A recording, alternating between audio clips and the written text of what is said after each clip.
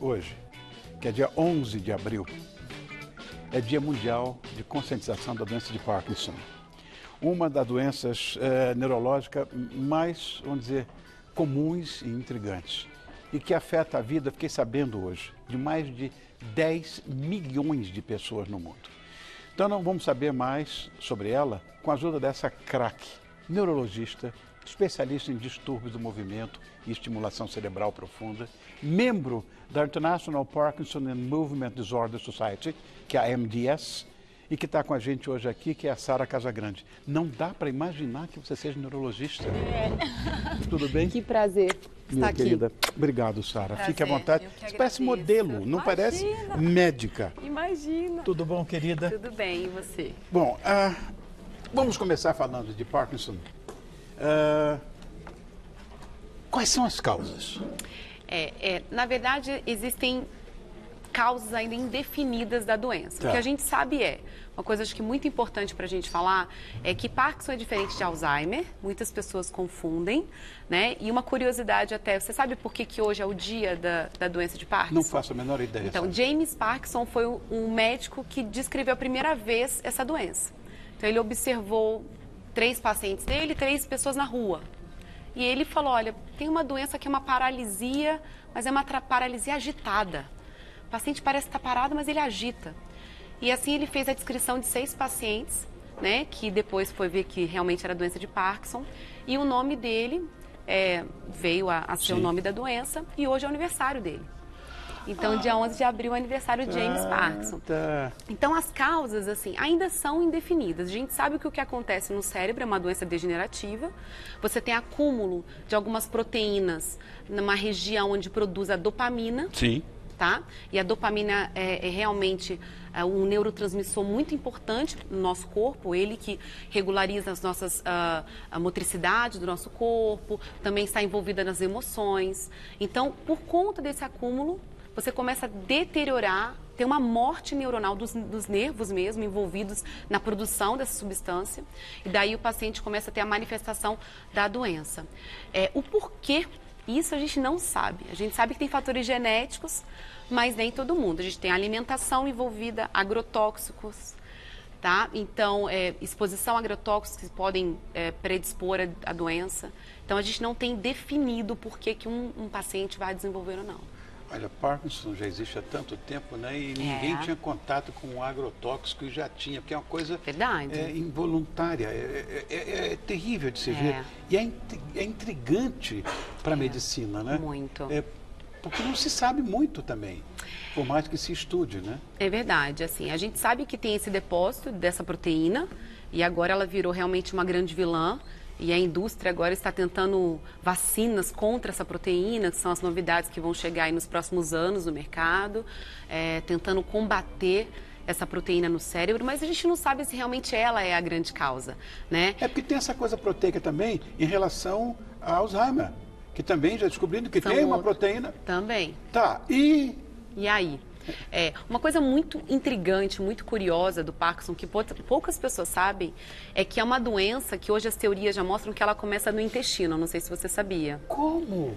Ela começa no intestino, cerca até de 10 anos antes do paciente manifestar a doença motora, ou seja, ele recebeu o diagnóstico, o paciente ele já tem algumas manifestações intestinais e eles viram que no intestino também dos pacientes parkinsonianos que fizeram necrópsia, você tem essa proteína começada no intestino. Dali ela sobe, vai para o nariz, o bulbo olfatório na verdade, e a pessoa perde o olfato, ela perde os cheiros. Sim. Então, cerca de 90% dos pacientes com Parkinson, eles não sentem cheiros. Tá? E quem tem esses dois, você hoje consegue fazer mais ou menos uma pontuação, eles estão tentando fazer, quem tem risco de desenvolver. Então, você vai somando. Vai para a área dos sonhos, a pessoa tem um distúrbio do sonho, tudo isso antes. Que ele começa a falar à noite, e aí depois começa a manifestação motora. Ou seja, a doença já começou quando ele é diagnosticado. Tá, é uma neuropatia, mas como é que pode começar num trato digestivo? Porque os nervos estão lá também. Bom, né? claro. A gente tem os nervos em todo o nosso corpo. Claro. Então, aquilo ali, a inclusão, por que é lá, a gente ainda não sabe. Né? Mas como teoricamente... E a sintomatologia? Prisão de ventre. Tá. Aí é bem genérico, né? Muita Tá. gente tem. Então, realmente não dá para a gente pegar todos os pacientes que têm prisão de ventre e falar que vai, né, ter Parkinson. Mas aí você soma. Se você tiver uma constipação, o olfato perdeu o olfato, claro, né, afastado rinite e tudo mais. Sim. Né, começou com essa alteração de sonho, que é à noite começar a bater. Sabe a pessoa que fala à noite? Sim. Bate na esposa, enfim. Começou com essa alteração, que é o distúrbio de sono REM. Então, isso você vai pontuando. Hoje em dia, eles estão tentando fazer isso. Mas é um diagnóstico difícil. Muito difícil. Por isso que é importante o especialista. Porque hoje em dia, a gente tem alguns exames que nos ajudam. Tá. Ressonâncias, técnicas de cintilografia, mas o diagnóstico ainda é clínico. Vamos falar de cronologia. A faixa etária, você acha que é um componente, é um agravante? Sem dúvida, um dos fatores de risco, né, é a idade. Então, é uma doença degenerativa. A gente tem a questão da genética muito envolvida nos Parkinsons precoces. Existem Parkinsons que vêm antes de 50 anos. Eu tenho paciente com 35 anos com Parkinson. Esses são genéticos, ok? Tá. Então, esses vão ter história familiar e tal. Os Parkinsons, a maioria dos Parkinsons que a gente vê, são Parkinsons pela idade. Você tem essas doenças degenerativas, que a gente ainda não sabe se tem componente genético ou não. Mas a idade, sem dúvida, é um fator, sim, de risco. Agora, essas coisas são mais visíveis, por exemplo, no parkinsoniano é a tremedeira. Existem outras manifestações? Tem, você falou, perda de olfato. Mas motores, né? Que você quer motores, perguntar. eu queria saber. Então, é curioso porque a manifestação mais comum e obrigatória no Parkinson não é o tremor. Existem Parkinsons... Mas é o mais visível. É verdade. Aí você pegou. É o mais visível, então as pessoas gravam isso. Mas existem muitos Parkinsons, a gente tem duas formas, a tremulante e a rígida, que muitas vezes não treme. Então o diagnóstico é muito difícil, porque as pessoas estigmatizaram que o paciente tem doença de Parkinson, ele tem que tremer. Então, claro, uma manifestação motora muito comum, mas o que é obrigatório, tanto o tremulante quanto o rígido tem, é a lentidão. Primeiro sintoma é: eu estou mais lento e normalmente começa de um lado do corpo. Os dois lados juntos é muito difícil. Aí, para ser doença de Parkinson, não. Então, doença de Parkinson, um lado começa mais lento e depois vem as outras manifestações. Tratamento, Sara.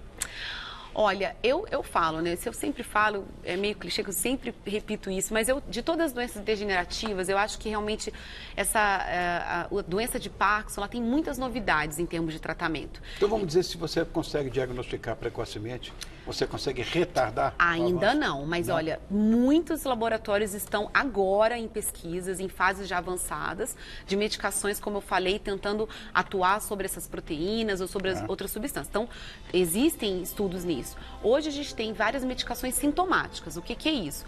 Medicações que vão dar qualidade de vida para o paciente. Então, eu tenho pacientes meus que tomam essas medicações e têm uma vida normal. Tá? E a gente tem hoje muitos remédios no Brasil, vai chegar provavelmente final do ano, uma novidade. A gente nos últimos 2 anos desenvolveu, né, no mundo muitas medicações novas. Inclusive o Brasil. Ou não? O Brasil não. O Brasil ele faz pesquisas multicêntricas. Então, vários centros envolvidos e o Brasil participa. E a gente tem também o estimulador cerebral profundo, que faz parte hoje do tratamento, pouquíssimas pessoas conhecem. É impressionante a falta realmente assim de informação.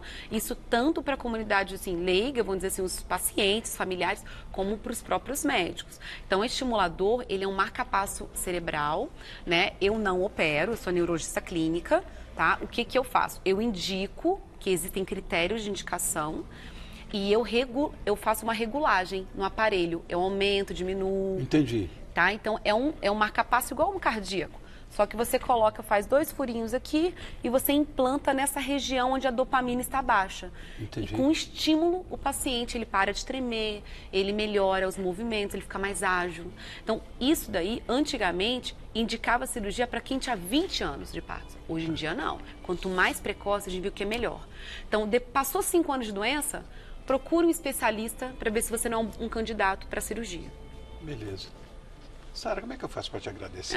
Eu que te agradeço. Obrigado, um dia tão querido. importante como esse, falar sobre doença de Parkinson. Pois assim, é. Parabéns pelo espaço. Aprendi, inclusive, por que é dia 11 viu de só? abril, né? A neurologista Sara Casagrande nos deu uma aula sobre Parkinson. Imagina. Que afeta 10 milhões de seres humanos no nosso planeta. Obrigado, querida. Mas, eu que te agradeço. Mas não parece modelo? Tem cara, eu pergunto, tem cara de neurologista? Muito linda. Obrigada, Por viu? fora também. Obrigada. Obrigado, Sara. Obrigado, querida.